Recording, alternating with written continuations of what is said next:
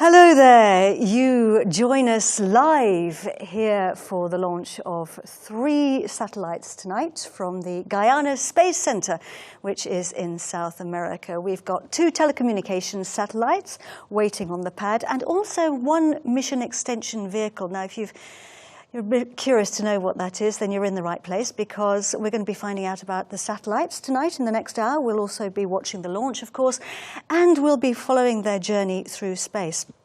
We've got lots of experts lined up for you tonight, and one of them is this man, Stefan Israel. Hello. Stefan, thanks for joining us. Stefan is the CEO of Arianespace, and which makes you perfectly placed to tell us about what's happening tonight. Stefan, first of all, let's take a look. We can see on our screens the launcher is on the pad, looking pretty good there. We've got a few clouds in the sky, though, tonight, haven't we? Yes, but the launcher is on the launch pad. It has been transferred yesterday and everything is okay. We are now making the final operations, and as always, we are going to monitor the weather and to check the clouds, yes.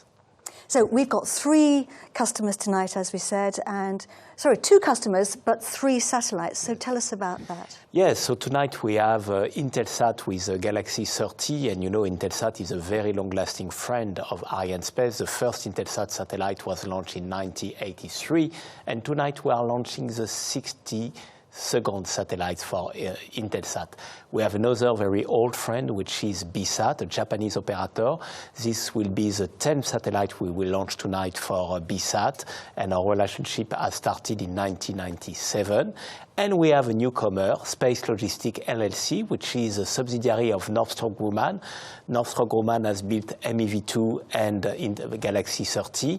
Maxar has built the satellite of the Japanese operator. And this is a new vehicle tonight because this is a mission extension vehicle for in-orbit servicing. So we are very happy of this innovative mission. It's exciting, isn't it? Very exciting. So we'll be finding out more about it later in the program. But let's just talk about the situation we're in at the moment. Obviously, it's very complex, launching satellites during a global pandemic. Yes, for sure. So you know that we are now in the context of a pandemic of the COVID, which is in all South America. And it is clear that this is the case in Guyana. We have taken all health measures to make sure that all our teams, the teams of our partners, of our customers, are working by respecting very strictly the new health conditions. And this is the case tonight in Guyana. And I really want to thank the team for the fact that they have delivered in such a difficult situation. And of course, our thoughts and our support to everybody yes. in French Guiana who's struggling with this right now. Let's just go back to Ariane 5, our launch vehicle, because she's incredibly powerful. You launched several launches from the spaceport. She's the most powerful one, and she's becoming even more powerful, isn't she? Yes, tonight it is the most powerful Ariane 5 we have ever launched. We have a capability of 10.2 tons for the satellites, and it is due to a program we have made with our parent company and prime contractor ArianeGroup. Since 2016, we have increased by 300 kilos the performance for the satellite by diminishing the mass of the launcher. So tonight it is the most powerful Ariane which will fly. Well, that's good to know. Well, Stefan normally is with us in French Guiana, heading up a very important group of people called the Flight Directorate. But of course, we're here in Paris, and Stefan, we're lucky to have you with us, actually. But we can go over, let's hope, now to the Guiana Space Center, because tonight Luce Fabregat is there, heading up the Flight Directorate. Luce, what is the Flight Directorate? Hello, Katie. Yes, very pleased to welcome you inside the Mission Center at the flight desk, as you said. There are 4 of us tonight here, and we will have the final say for the go-to launch. With me, Roland Lagier, who is our CTO at Arianespace, the highest technical authority for tonight's launch. Bruno Gérard, who is heading Arianespace teams here in French Guiana, fully connected with local authorities tonight, and on communication aspects with us, Martin Studer. So, Luis, tell us about the situation in the Jupiter cell and how are the things going now for you? So, as you can see, the situation is very smooth for the time being. Everybody in front of its computers. We need, as you know, Stefan, we need 3 components to make a launch. The satellites, and the customers are in front of us, ready to go. We need the launch range, of course, and the downrange stations also under the authority of CNES behind me. Ready to go also, and to support us for this launch, and of course the launch vehicle and its ground segment. And today, tonight, everybody is ready to go. That's good to hear, Luce. I can see, though, that everybody is also being very conscientious about social distancing. Yes, we have taken, it was a very specific campaign. We have taken very specific measures, distancing. We all wear masks, and that was the way to avoid and to strictly limit the spread of the virus, of course. And it works. It has been working quite well.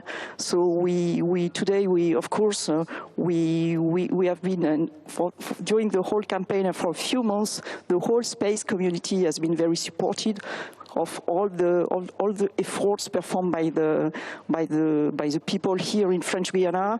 And tonight we think about the people here in French Guiana who have been touched by this virus, and we want to tell them Chamberet Pamoli in Creole, you know Katie perfectly. So keep up, don't give up, keep up with all the measures. We need them, and we are convinced that today the Ariane launcher will bring all its power to French Guyanese people.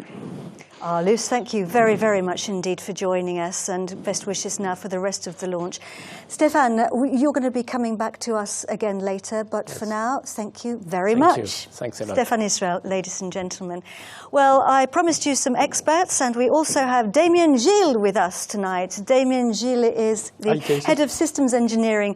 Damien, very briefly, what does that mean? I'm leading a short team of experienced system engineers who are in charge of mission conception for all the launch of Arianespace family, and mission design mainly covers trajectory and ballistic phase optimization, as well as demonstrations that the spacecraft can sustain the condition of a launch. Great. Well, thank you very much indeed for joining us. Let's take a seat. And Damien's going to be with us now for pretty well the rest of the program. We have been preparing the satellites and the launcher for the last 3 months or so. It's called the launch campaign, started with the assembling the launcher. What happened next? Galaxy 30 and MEV-2 landed at Cayenne Airport end of June. They were transferred then to the payload preparation facility 72 kilometers away. They started there their standalone activities. In parallel, our lower passenger BSAT-4b arrived in Cayenne and followed the same path until the same building, which is S5C, where it also started its standalone activity. You can see there on the images the feed check. Feed check is the operation where we check that we can attach the spacecraft to its nearby structure without any anomaly. After that, the 2 upper passengers were transferred to the hazardous payload processing facility, where they will be filled with propellant. You can see there people wearing specific suits because of the dangerousness of the activity. In parallel, BSAT-4b was also filled with propellant in another building called S4. After filling, the next operation is what we call flight mating. It means that we attach the spacecraft onto its adapter. After flight mating, we can transfer the spacecraft from the payload processing facility to the building where it will meet the launcher upper part structures. For that, we use the dedicated container. MEV-2 was hoisted on top of the Silda mid-July. As you know, the particularity of the mission is that we have two upper passengers. So Galaxy 30 followed the same path as MEV-2 before being integrated on top of MEV-2 the same day. The upper stack being prepared, we then encapsulated the upper stack with the ferry. In parallel, BSAT-4b was also prepared for flight. It started with the flight mating of BSAT-4b onto its adapter, and then we have to transfer BSAT-4b onto the BAF building where it will meet the launcher. You can see there the hoisting operation of BSAT-4b onto the launcher. On that picture, you can also see the new vehicle equipment bay, which is a new item which will fly for this mission, and BSAT-4b was mated on that. Once both parts were prepared, we can make the integration of the composite onto the launcher. Now the upper part is complete. Well, thanks for talking us through that. Now, as we well know, there are lots of things we can control on a rocket launch, and they're a very, very controlled environment. But there's one thing we can't control, and that's Mother Nature. So we have a couple of weather checks, one at 20 minutes to launch and one at 10 minutes to launch. Let's go over now to Bruno Gérard, who we saw earlier in the Mission Control Center next to Luce. And Bruno, can you hear me? Great. Bruno can hear me, I think. Bruno. So, hello, Cathy. I hear you. Great. We've had the latest 20-minute weather check, haven't we, Bruno? What's the situation? So situation is not bad. We got the information, so we have some clouds above us, but it seems okay on the lightning's problem. Winds are correct, so for the moment up to now, we seem to have a green. This green will be confirmed at minus 10 minutes. And Bruno, what's the weather like at the moment in French Guiana? I believe we're coming out of the raining season, is that right? Yes, absolutely, Cathy. We just are going outside of the rainy season and we are entering the dry season. So the weather is quite changing, evolving, but up to now it seems very good for this evening. Bruno, what kind of conditions could actually delay a launch? In fact, we have many factors. First one, of course, the winds, low altitude winds, high altitude winds, but also we have, like any airplane, the conditions about lightnings. We don't like to enter big storms, so we check all the weather above the launch pad, but remember that in 2 minutes we are outside of the atmosphere. Great. Well, thank you very much indeed, Bruno. We'll await the weather check at 10 minutes too, but for the moment, best wishes for the rest of the countdown. Thank you, Bruno. So we are flying on board Ariane 5, as we've said, the big, powerful beast of a launcher, the heavy lifter of the Ariane family. We have 3 launches that we launch here. She's going to take off in just under She's going to take just under an hour to deliver our satellites. And so let's just have a look now at what's going to happen once she lifts off and how she's going to do that. The booster ignition will trigger the liftoff of the launch vehicle. Shortly after the liftoff, the launcher will perform a pitch maneuver in order to get in the right direction. The booster separation will occur slightly more than 2 minutes after liftoff. Just after, we will separate the fairing as well. The main engine switches off when the intermediate orbit is reached. This event is called injection into orbit. Just after, the main stage is separated and will fall down into the Atlantic Ocean. The upper stage is ignited and it will carry our passengers up to the geostationary transfer orbit. During that flight, we have still the effect of the atmosphere, even if thin, because we fly very fast. This is the aerothermal flux. Upper stage switches off when we have reached the orbit. This is the beginning of the ballistic phase when we can separate all the spacecraft. First of all, Galaxy 30, then MEV-2 separation. Before separating the BSAT-4b, we separate the SILDA. And finally, BSAT-4b, our last passenger. The launch vehicle mission is not completed yet because it will start the passivation. After that moment, the Mission Control Center team will take over and the spacecraft team will make all the job to get the satellite up to their final journey. Indeed, and of course, Galaxy 30 and BSAT-4b will travel on their own to their final destination, which they have their own slot in space and they'll be going to that slot. But MEV-2 is different, isn't it? Completely different, because it will dock to another satellite, which is a customer of MEV-2 to extend its lifetime. So it's actually going to dock with another satellite, and then it's going to push it a little bit, use its own thrusters, and raise its orbit. All the maneuvers, yeah. Yeah, it's really, really exciting technology. Now we have two control centres working on the launch over in French Guiana. We've got the Mission Control Centre, which we've been looking at, but we also have another one. It's called Launch Control, and it's closer to the pad. It's about, I think, about 3 kilometres away. There it is. It's actually a concrete blockhouse, isn't it, Damien? Yes, it is, and it is completely airtight at the end of the chronology in order to protect the people.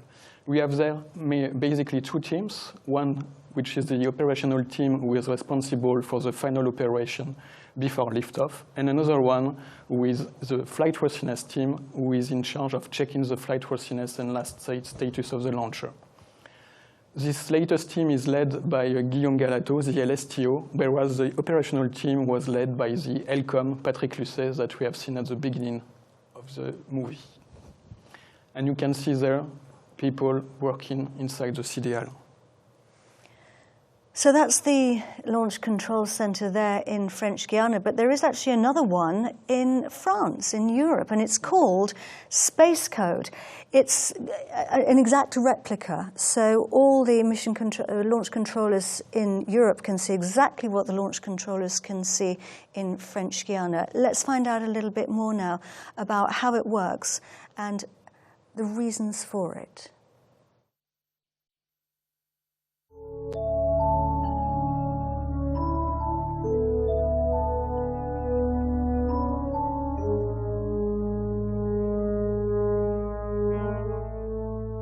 Welcome to all of you in our Space Code room in Les Mureaux, close to Paris. This is one of the rooms which is in place for each of our Ariane 5 launches, where we have operators preparing the launch during the day of the countdown, as it is the case today.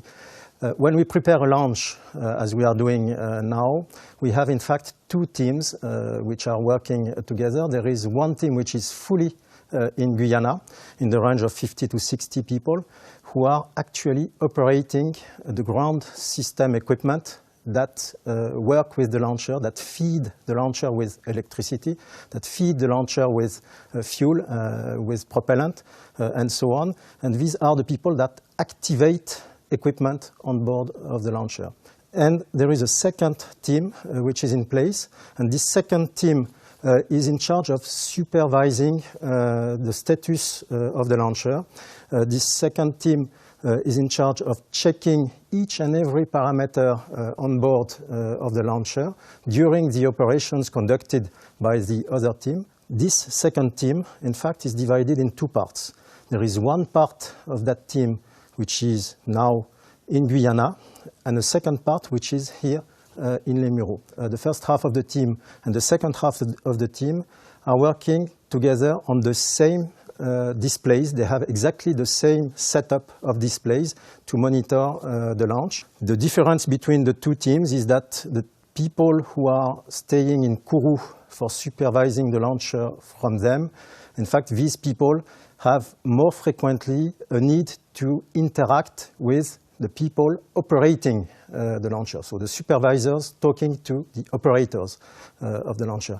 Here in Les Mureaux, the people who are here with us today are more looking at parameters of the launchers that will not require a direct intervention by the operators, but that may require a work together with a third team, which is a team of experts that are put at their disposal in another room in the CALM, and these experts will be called by the supervision team here in Le Mureau, should there be, at any point in time in the chronology, should there be an anomaly, a singularity, something which has to be checked by technical specialists.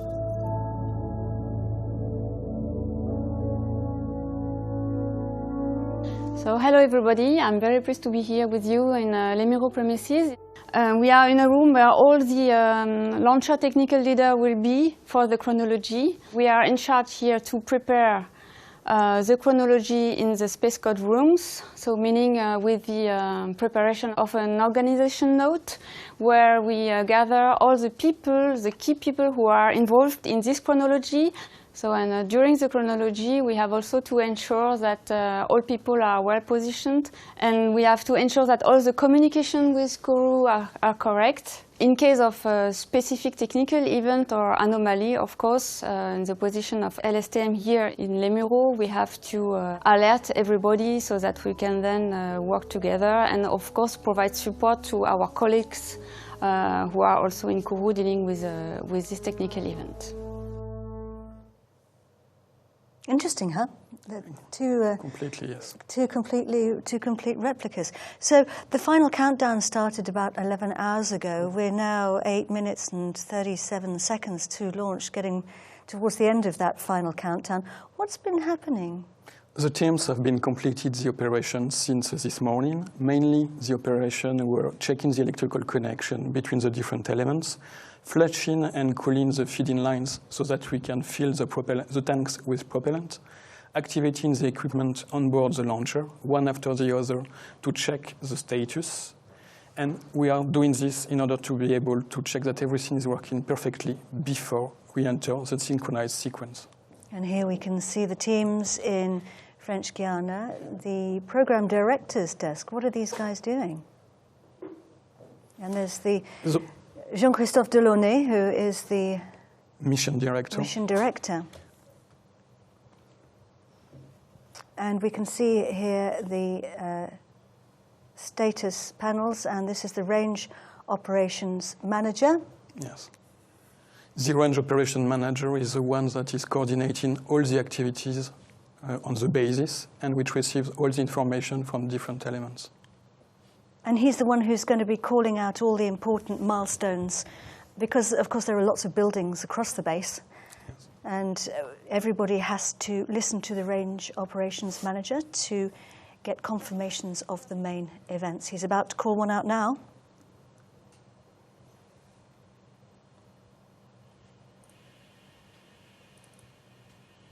À tous de DDO, attention pour la séquence finale lanceur.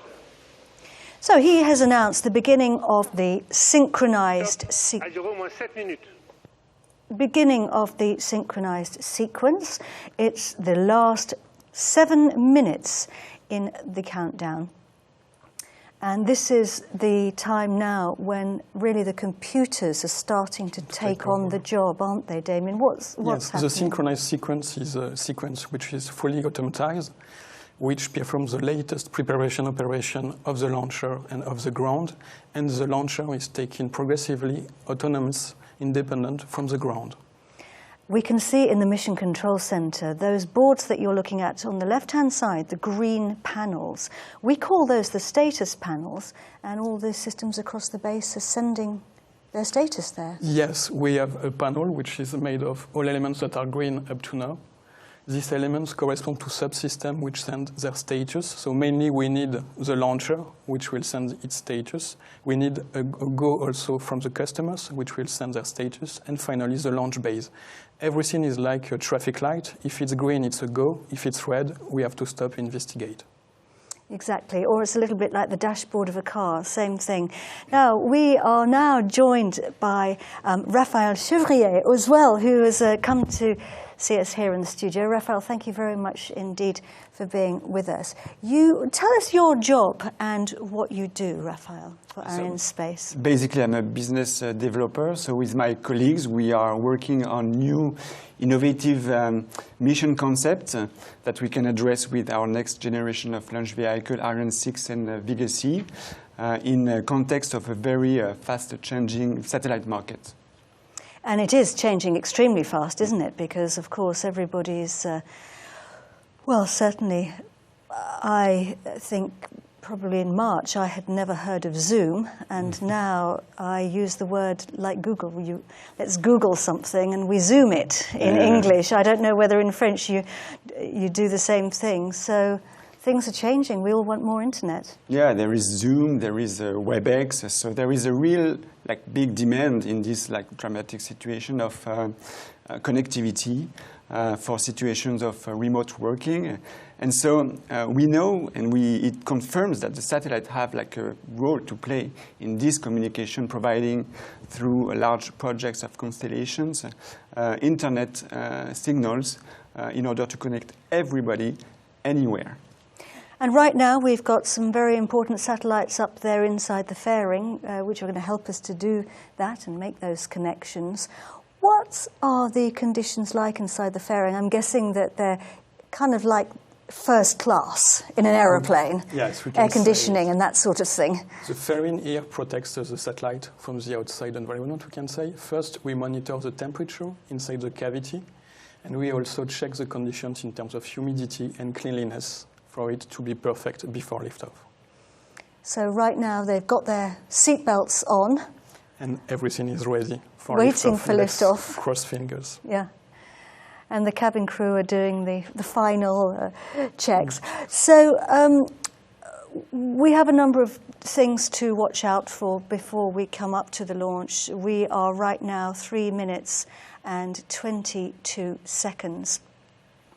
If we take a look at our launcher on the pad, if we have an image of that, we can see the skies looking pretty reasonably clear. Earlier it was looking a little bit cloudy, but actually the clouds seem to be parting. It's 6 o'clock coming up to 6 o'clock it's coming up to 6:30 in the evening there in French Guiana. Just remind you that French Guiana is on the Amazon, in the Amazon rainforest.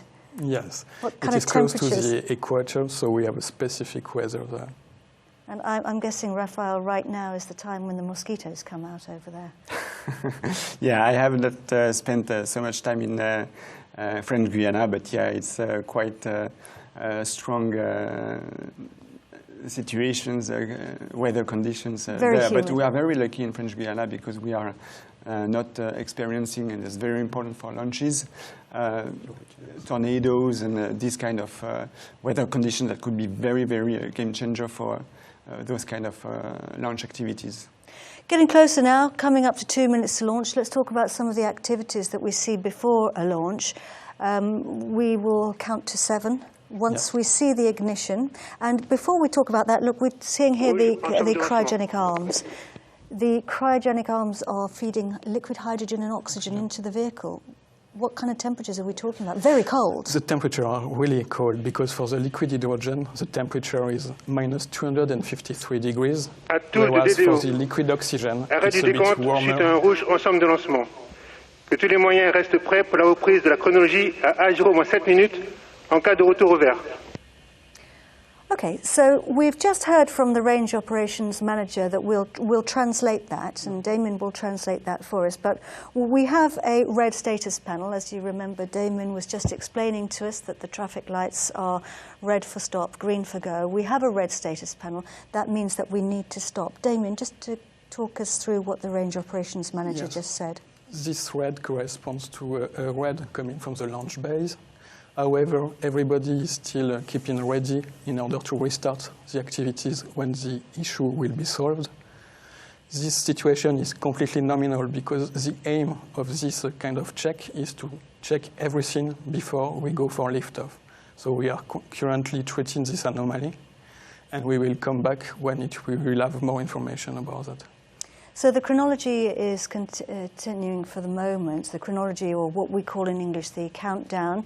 And as you say, Damien, the system is absolutely made for this. So red status panel is a perfectly normal thing to happen because it's flagging up a glitch that we need to fix. And once we can get that sorted out, then hopefully we'll be able to launch. Now, we have the status panels. Let's just see whether we can have another closer look at our status panels so that we can have a look and see the red status panel that has turned red. Yeah, no, maybe we can't see that right now, but I'm sure we will in just 1 second. So we have a launch window tonight, quite a comfortable launch window. For anyone who's unfamiliar with a launch window is the time during which we can launch. So our time was roughly 11:30 for launch tonight, Paris time, and Central European time 10:30. But we have, how long is our launch window, and what does that actually mean? The launch window for today is slightly more than 40 minutes. It corresponds to the period during which we can launch without still fulfilling all the requirements, if it comes from the overall system requirements or requirements coming from the customer. Because based on the launch hour, there can be different constraints of illuminations, of energy on the solar panels for the spacecraft after separations.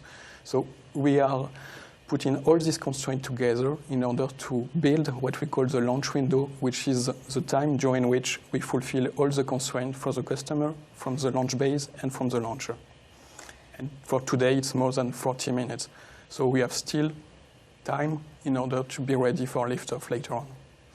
And what's everybody doing now? Because as you remember, we've got the several different control centers. We've got the Mission Control Center, which we've been looking at, the Nerve Center, really, where Luce and Bruno are sitting and the other teams.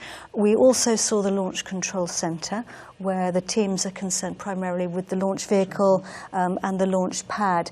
What's everybody doing now in a situation like this?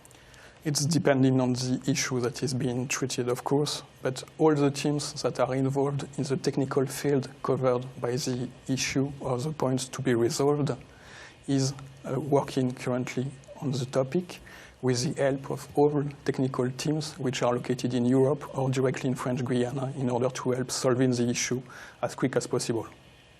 And one other important point for this mission is we spoke about the launch window, but we have quite a kind of particularity for this mission because the launch window is split into 2 sub-launch windows because we check, of course, all constraints, as I told you, and one of the constraints that we have to check is that we have no risk of collision with the ISS, which is a really important Yes, so criterion. let's just talk about that in a little bit more detail. Maybe you could explain to us what the ISS actually is, the International Space Station. International Space Station is like one of the major projects that's been built in space, and it actually is a good example of cooperation in space because there are lots of space agencies, national agencies that are implicated there. And of course, you know that our national hero, Thomas Pesquet, went there once, and he will go back there. I'm just going to remind everybody that Thomas Pesquet is the French astronaut who lifted off to the International Space Station 2 years ago? About 2 years ago. About 2 years ago. Yeah. And just a quick interlude, because I was actually doing the commentary during that launch, and it was a very wonderful moment when Thomas Pesquet opened the hatch and flew into the space station, because I was in the Mission Control Center in Moscow, and Thomas's mother was in the control center, and of course, understandably, she wept, and I think we all wanted to weep because she felt so proud of her son floating into the space station. So that was a very, very wonderful moment. But yes, just continue what you were saying. Yeah, and right there, basically, we are testing a lot of things, technologies in space. I want to remind that the International Space Station is within the area where the magnetic field of the Earth is still protecting astronauts from radiations from space. So it's quite like a safe place to work there. And so you can test technologies, you can run very complex experiments, and especially experiment in zero gravity conditions, so it's very valuable. You do some repair of the station. The station has been growing more and more with the time. And so, yeah, there are lots of stuff that are happening there. And the International Space Station is going to be running for a few more years. And then the national agencies are right now thinking of a new way to continue this kind of cooperation. And the main idea right now for them is to actually do an international space station around the moon. So the challenges are much more strong and difficult, because there you don't have the magnetic field of the Earth to protect the astronauts. So you have to test strong technologies to protect from the radiations from space, etc. It's like 380,000 kilometers from Earth, the moon. So it's a much longer way to go there. So it's a very, very exciting space decade that's coming. It's huge, isn't it? It's absolutely remarkable. And you guys are involved in it, and it is very exciting. Now, I think we're going to take a break. The countdown is on hold. As we've said, we have a launch window, so we're going to wait now and come off air just for a while and get a little bit more information, and we'll come back to you. In the meantime, do keep your eye on the website, arianespace.com, and we'll come back to you when we have more information. But for now, see you shortly.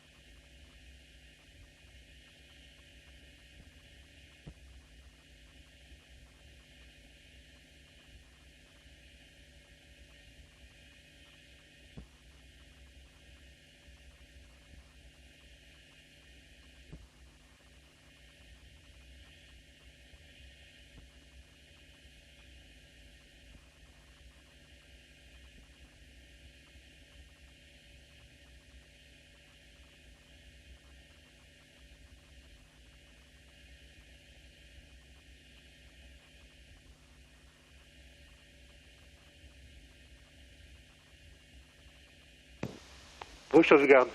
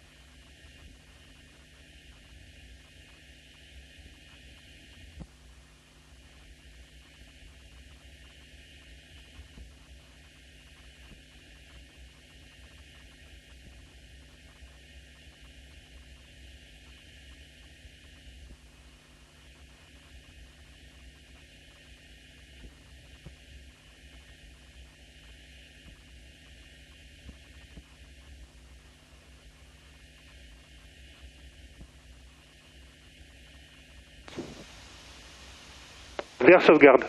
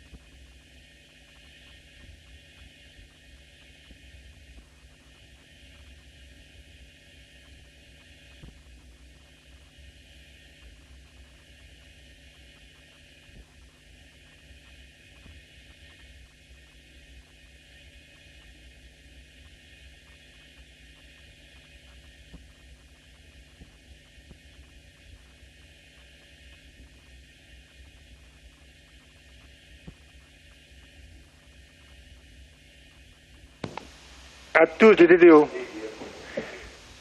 Arrêt de la chronologie, arrêt de la tentative de lancement aujourd'hui.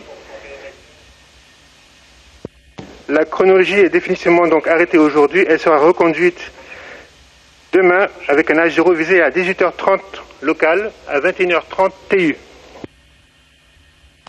Que tous les moyens restent activés pour une mise en configuration d'arrêt de la base de lancement.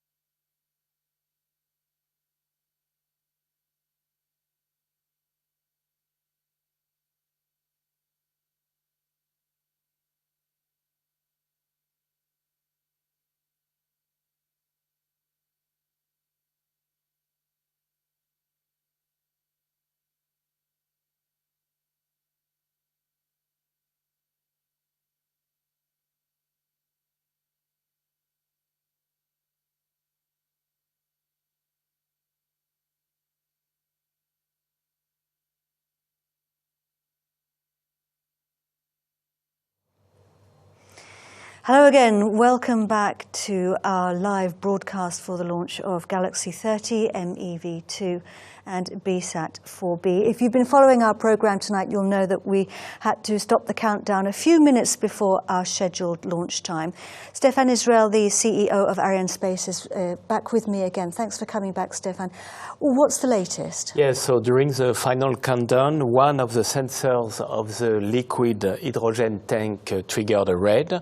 We speak here about the liquid hydrogen tank of the main cryogenic stage. So under our standard procedures, we are now analyzing the reasons for this red. So we are going to start to defuel the launcher, and satellite and launcher are on the safe mode. And now we must work with all our team to better understand what has happened. And when we will have understood, we will come back to tell you when we can resume the operations. Maybe tomorrow, but it's too early to say it now. We have to work on this thread during the final countdown. It's life, it happens. And what is important is when you decide to go, you must be absolutely certain that everything is okay. It was not the situation tonight, so under our standard procedures, we have decided to stop for tonight.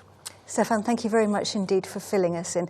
So we'll come off air now, and for the latest information, keep your eye on the Arianespace website and social networking. But from both of us, from Stefan and from me, Katie, good night. Good night.